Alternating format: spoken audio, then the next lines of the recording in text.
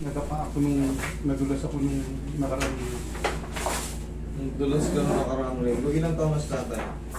69.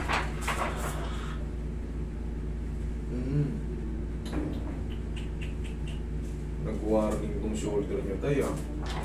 Nagawa. Umusog yung ano ah. Umusog na eh. Kaya hindi ko may taas. Walang power eh. Umusog tayo. Ang laki na. Ano yung puting cup?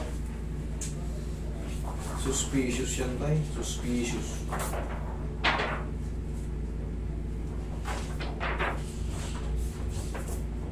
Pati nga kung kaliwa ako.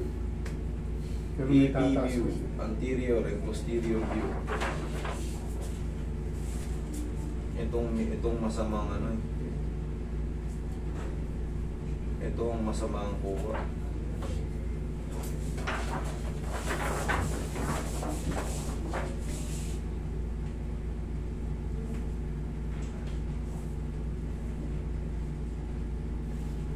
Wala siyang power.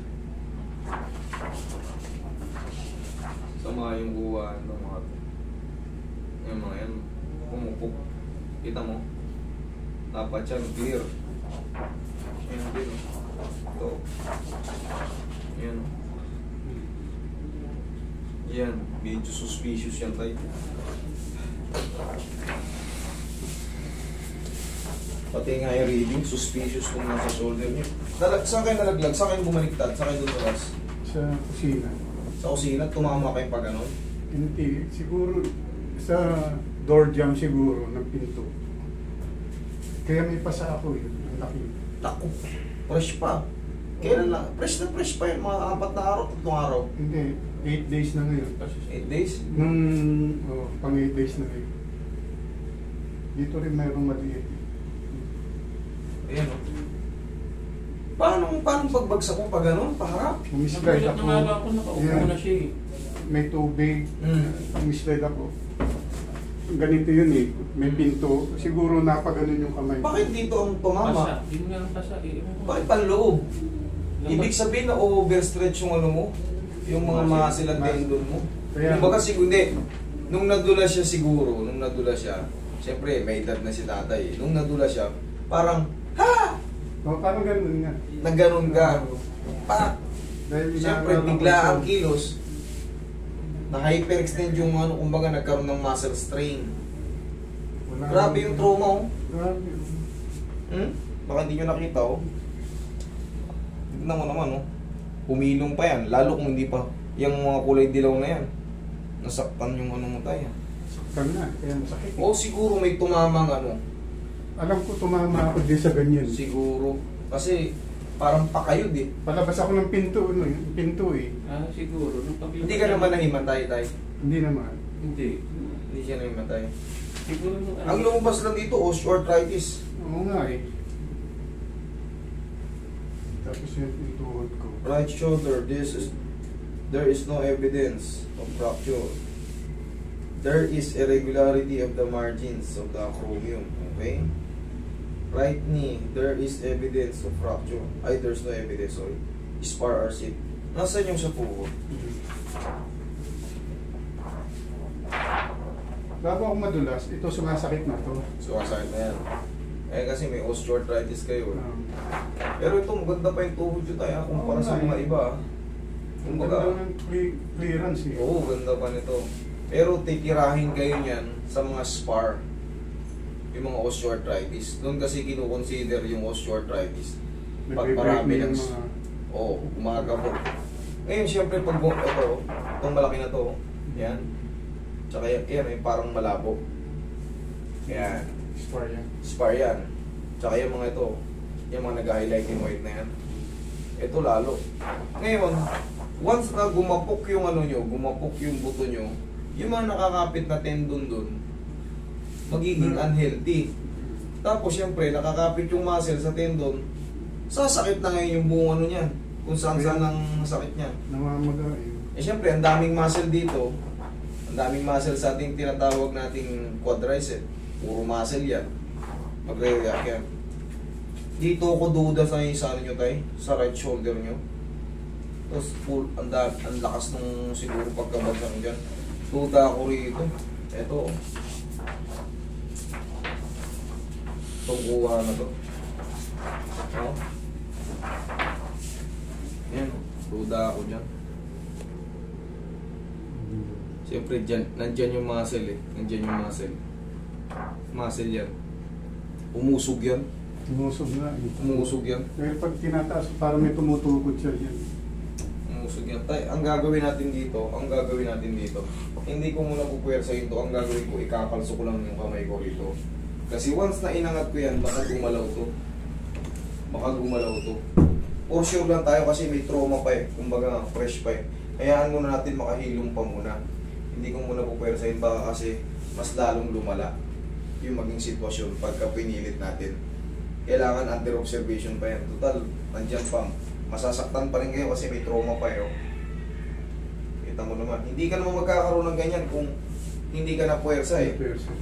Kung hindi ka tumama kung saan eh. Pero ako dito suspicious to. Suspicious yan dahil medyo may edad na si tatay. Ayan o. Suspicious yan. Diyan pa rin. Dapat siyang buong-buo. Dapat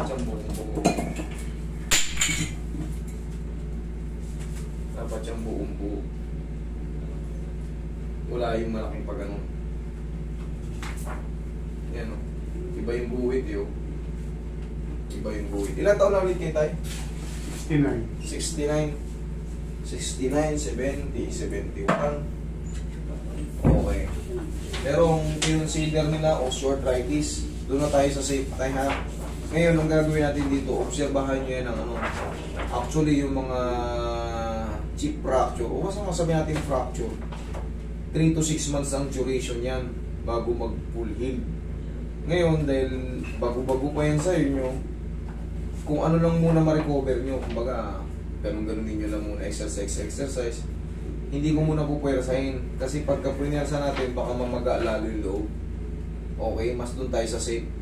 Iaangat ko muna, gaya nga na sabi ko sa inyo, total, bumaba siya, oh. Bumaba, oh. Kakalso ko yung dito. Iaangat ko. Maaaring tumunog yan. Shoot yan dyan. Tutulas siya kasi ito bumaba na, oh. Ipitin ko lang. Iaangat ko lang dyan. Pero hindi ko pupwersa yung pakat ng pag ganun kasi baka gumalaw to. Tutula ko lang dito. Titinan ko yung dito. Tapos, alin pa yung tayo? Sa tuhod nyo. Sa tuhod nyo, in fairness, napakaganda ng tuhod nyo. Kumpara sa ibang mga tuhod ng mga 70 years old na mga pupunta nito mga senior citizen lang. Kumbaga sa inyo, maganda yung tuhod nyo, may clearance pa siya.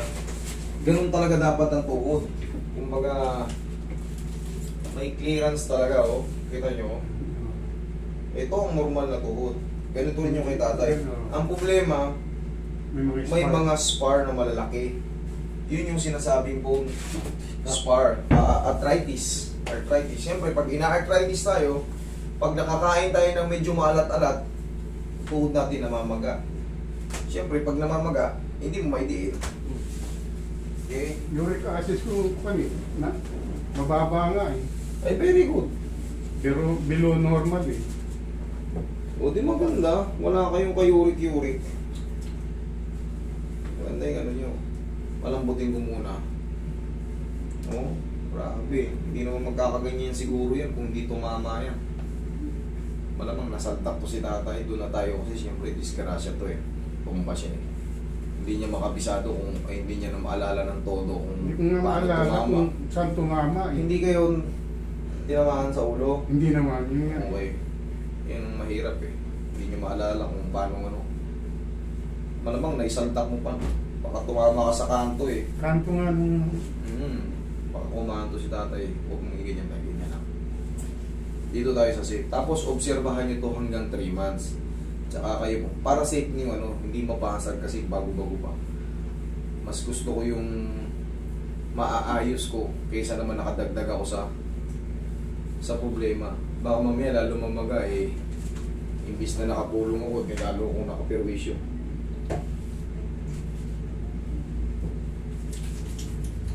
May mga shots kasi na ano eh, nagpapahiwatig na suspicious eh. Kasi alam nyo naman, brittle na tayo pagka umiidad. Malutong na.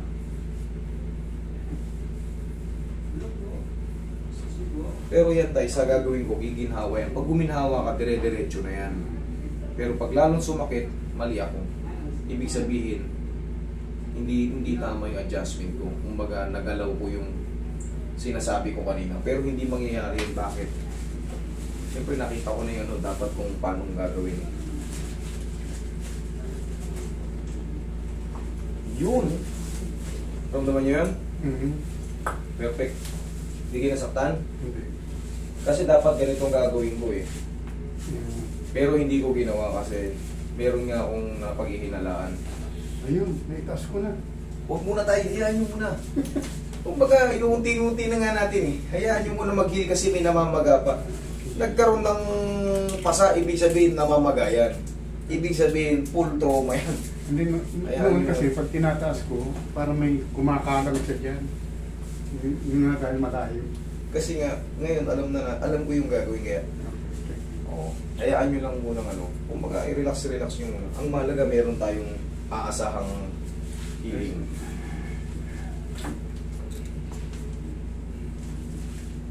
O, tihaya ka. Higa ka tihaya. Sa tuhod tayo. Konting ano muna tayo. Pwede mo akong traction din. Oo, pwede ka ron. Pwede ka ron. Para ma-reset. Palagi kong pinapanood yung video mo. Sige, mangyayari yun. Pero yung ngayon, ako lang muna ang masunod. Kumbaga, alam ko yung ano. Kumbaga, nakita mo, may ano na kaagad. Improvement. May improvement. Pagka tumagal-tagal ka pa ng konti, kumbaga yung day by day, mas pahilong ka. Doon tayo sa safe. Ayan, sakit yan. Talaga. Righties, oh. Pero mahina po, oh. May sabit, pero hindi naman kagaya ng iba talagang okay, lambutan mo lang tayo. Masakit ba? Kung kaya nyo yan, hindi naman masakit to.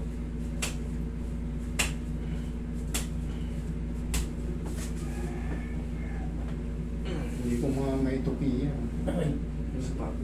Aray. Kaya nyo yan.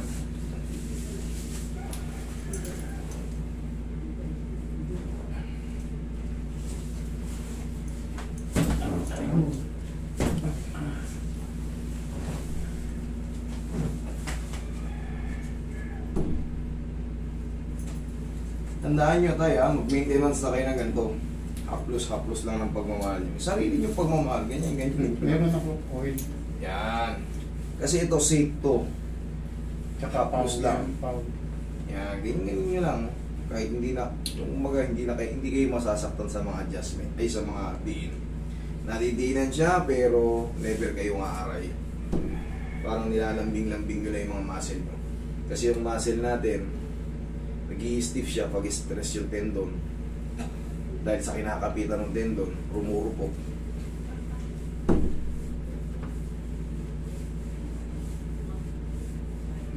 Hindi ko maitupi yan. Hindi nyo may tupi. Sobrang dami kasing spar eh. Pero lalapit na to tayo. Lalapit to pero hindi mape-perfect ng todo. Kumbaga, mas ma-obserbahan nyo, mas gumanda. Hirap kong umakyat na hagdanan. Testingin natin ngayon dyan sa hagdan.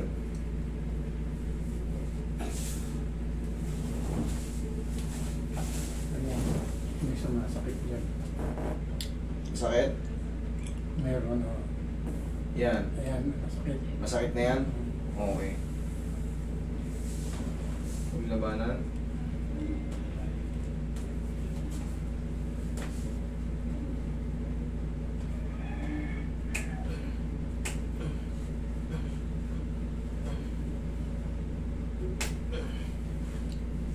Aray.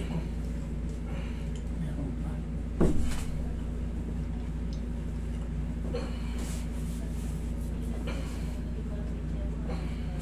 Yun, wala na.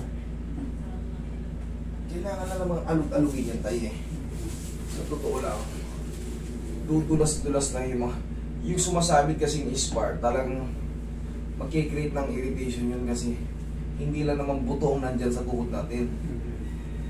Yung mga ligaments dyan, blood vessels, tendons and muscle. Ay. Ay.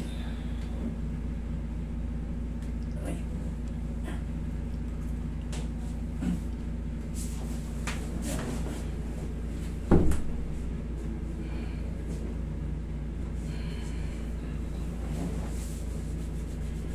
Yung dito niya. Ito, sa muscle dito, sa baba. Sa baba. Okay. Hindi siya sa joint. Hindi. Dito? Yan, sa muscle. Okay. Yung awit. Yung mga awit na generate ng paglalakad or pagtatayo. Mas madali na to kumpara pag dito. Yung mga joint kantuhan. Nagbabike siya? Ah, okay. Sa pagod lang to. Dito lang to sa muscle eh. Tama naman yun. Pag nagmamalingkis na, nagbabike lang yun. Hindi Oo. nagta-tricycle. Tama yun, para napapawisan pa siya. Malakas pa naman si tatay.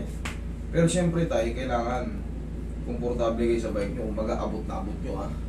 Huwag yung balance pa kayo. Bawal na kasi kayo matumba. Pag natumba kayo, wala. Mabilis kayong fracture. Oo. Upo kayo tayo.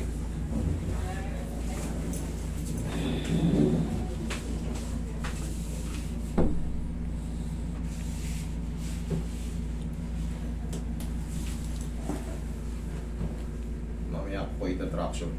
Lambingin ko lang muna yung dito. Kasi gusto na agad subukan ni tatay kung nakaangat niya na agad eh. Sabi ko wait muna eh.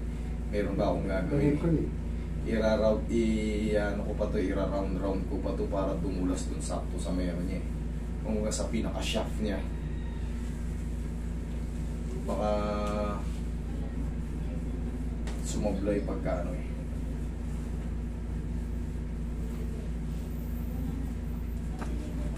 Ira-round ko pa yan eh. Yan, marunong maglaro. Yung tignan mo ngayon. Kaya mo na iangat. Diba? Kanina ayaw eh. Dati pag tinaas ko siyang ganyan, babagsak siya, wala siyang power. Kanina yun. Kanina. Kita nyo? Simple lang ginawa ko. Tay, hingit. Ay, sige.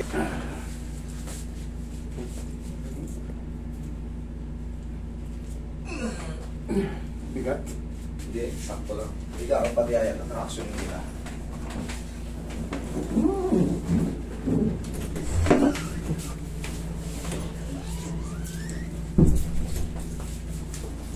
Kasi mo lang.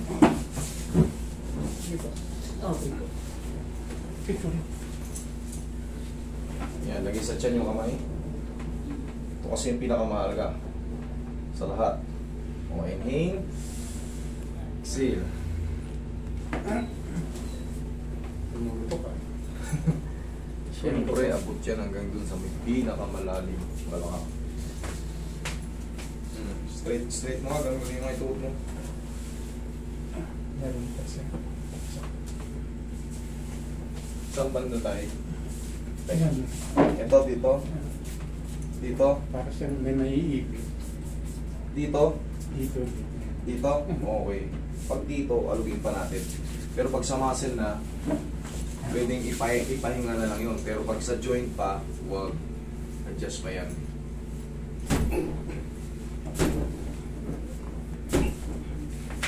Pag sa joint pa, alug-alug pa. Yung. Yung ba?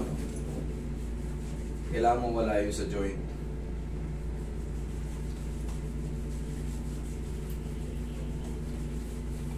Para masabi talaga natin na-adjust ng ganda.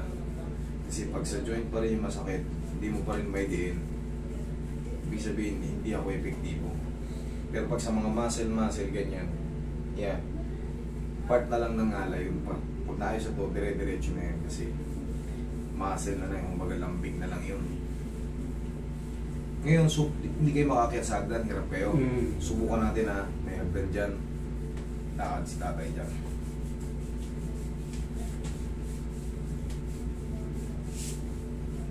Tapos tayo, iwasan nyo muna magbubuhat ng mabigat ha.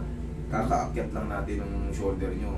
Tsaka mayroon yung suspicious na Hindi yung sigurado suspicious lang. Doon na tayo sa sigurado. Ay kumbaga, doon na tayo sa mas magiging mapapabuti kayo. Sige, testing yung lumakad doon sa agdan. Balik kayo rito pag masakit. Pag wala na, diretso na kayo.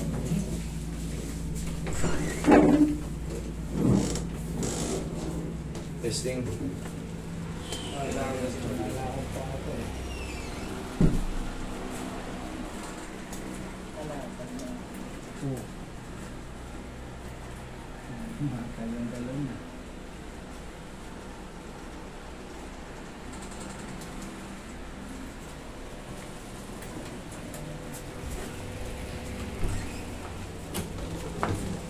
No. Meron pa?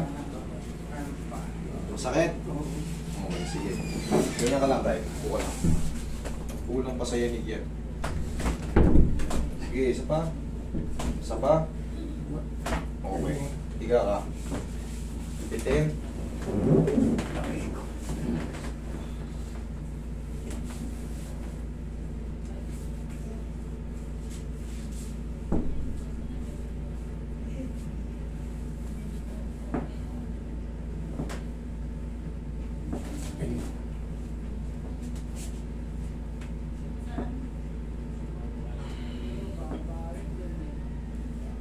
Laki ng spar na sumasabit eh. Ayan.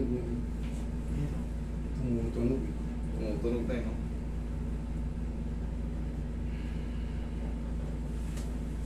Okay lang na tumutunog, huwag lang masakit. Kasi pag masakit, may nakaipit pa ron. Kailangan mabago natin yung posisyon. Ay.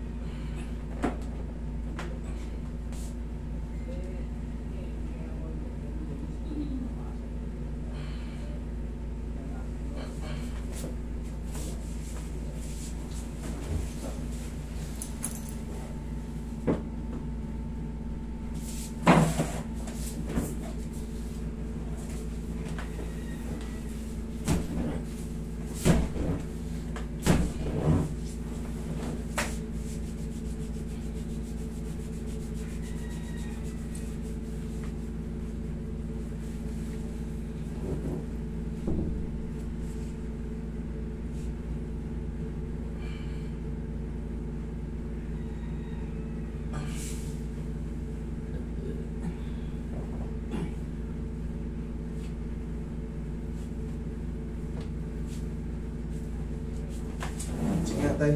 Testing.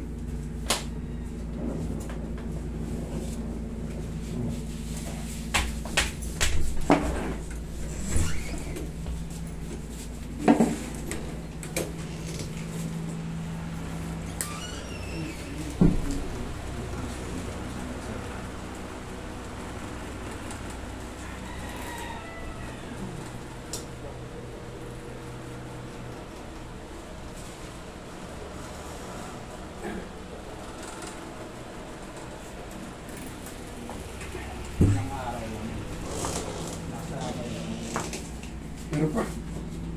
Meron pa rin? Sige, ika ka. Hindi tayo magsasawa. Meron pa. Pero at least na ano niya, Ha? naiaangat niya. Yung unang nakikita ko siya, para siyang Naiangat niya na. Mas maganda na ngayon. Oo, nang walang hindi nakahawa. Ay, yun pala tayo eh. Tayo, hindi lang talaga, kumbaga hindi lang masiro-siro yung kirot. Ay, Hindi. sobrang sakit ba? Pag ginaganong ko, sakit yan. No? Tapos, yan no, sakit. Okay.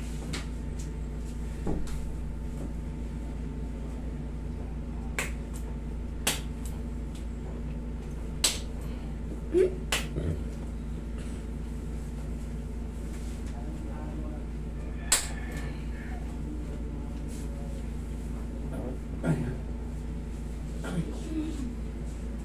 Hindi mo alis yung sakit. Yan, yan. Dito, Dito, sa ilalim pa. sa ilalim. Pag lumagutok siya, Kala ko nga ayos na eh, lumagutok na eh.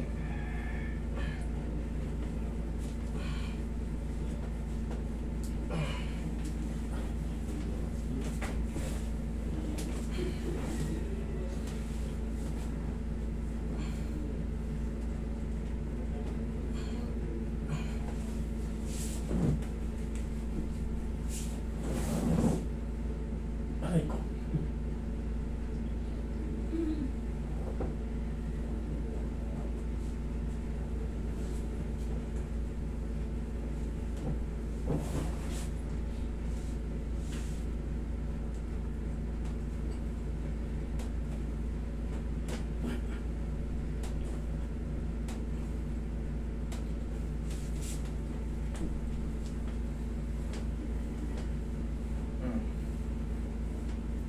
Okay, lakad. Ito, bukan muna natin dito. Normal. Kahit hindi mo sa hanggan.